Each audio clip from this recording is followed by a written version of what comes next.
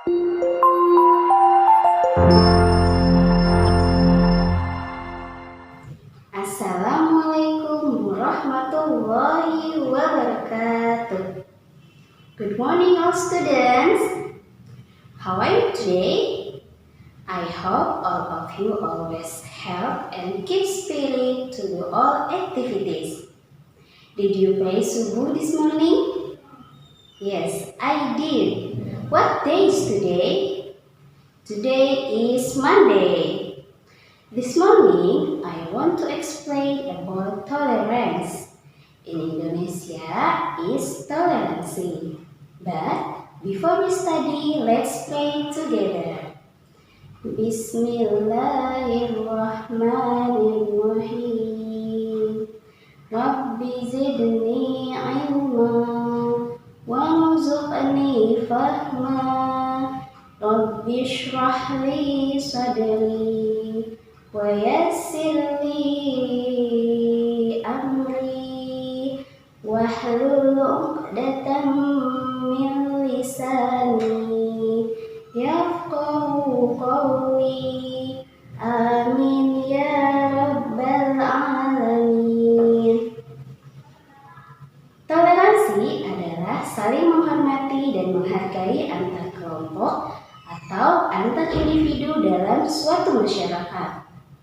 Sikap toleransi merupakan pengamalan sila Pancasila yang ketiga. Contoh sikap toleransi yaitu menghargai perbedaan suku, agama, bahasa, bentuk fisik, dan lain-lain, menghormati tata cara ibadah agama lain, dan menolong siapapun tanpa membedakan status, baik dia miskin ataupun kaya. Berikut adalah video mengenai toleransi antar umat beragama. Silahkan ditonton. Di mata dunia, Indonesia dikenal luas akan keanekaragamannya. Beragam suku bangsa, budaya, agama, ras, dan bahasa saling berbaur jadi satu. Persatuan di tengah perbedaan inilah yang menjadi ciri khas bangsa Indonesia sejak dulu. Tercermin dalam semboyan Bhinneka Tunggal Ika, perbedaan bukanlah jadi penghalang tersatukannya tiap individu di Nusantara, melainkan perbedaanlah yang mempersatukan kita. Pada dasarnya, intoleransi tidak hanya terbatas pada sikap membenci perbedaan pandangan pribadi saja. Intoleransi juga bisa muncul melalui perbedaan latar belakang suku, budaya, bahkan ras sekalipun. Sebagai umat muslim yang cinta damai, salah satu sikap dasar yang harus ditanamkan dalam kehidupan sehari-hari adalah sikap saling menghormati dan menghargai kepada sesama. Sejatinya, Islam mengajak kepada umatnya untuk selalu menjalin kehidupan yang harmonis kepada manusia lainnya. Dan Islam juga sangat menjunjung tinggi keadilan bagi siapa saja tanpa memandang apapun latar belakangnya. Termaktub di dalam surat Al-Mumtahanah ayat ke-8, Allah sebenarnya telah mengingatkan kita untuk selalu menghormati kepada sesama. Allah Ta'ala berfirman,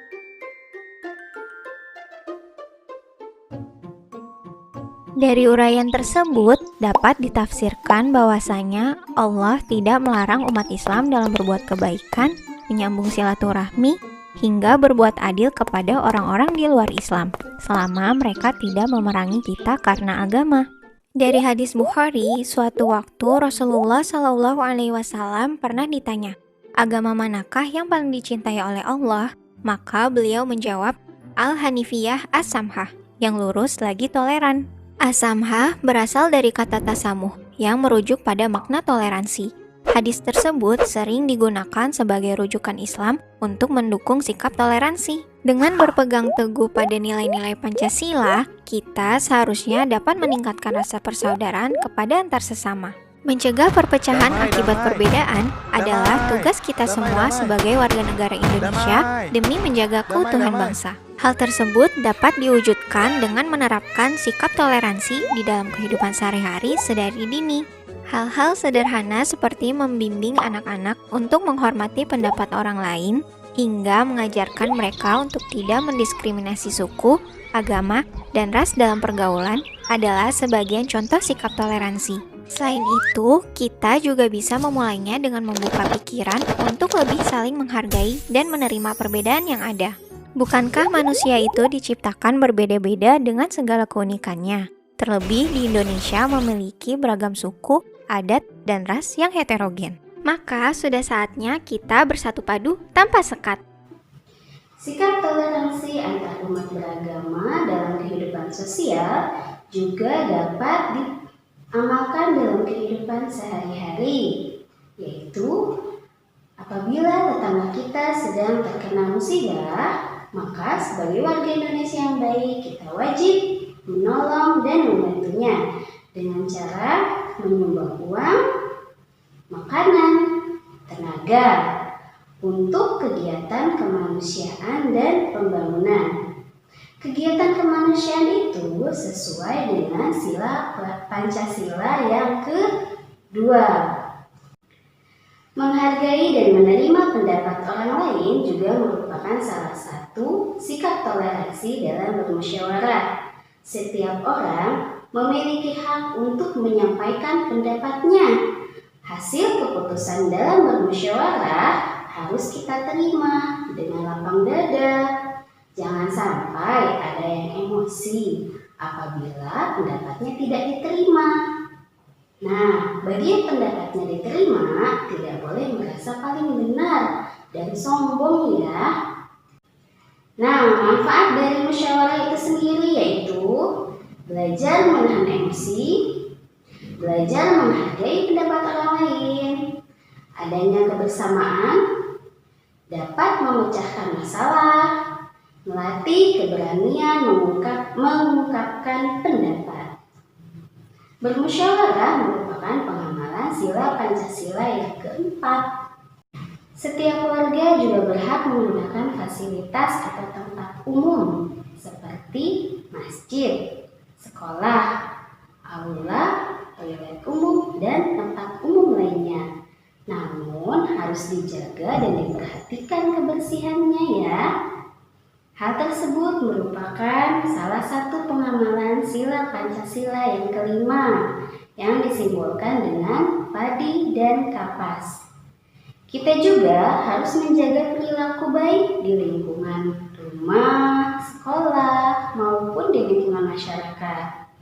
Berikut contoh perilaku kehidupan sosial di lingkungan sekolah, yaitu meminjamkan pensil, berbagi makanan, membantu teman yang mengalami kesulitan dalam belajar, bekerja sama dalam melakukan piket kelas, dan bermain dengan rukun tanpa membedakan agama, suku, dan status.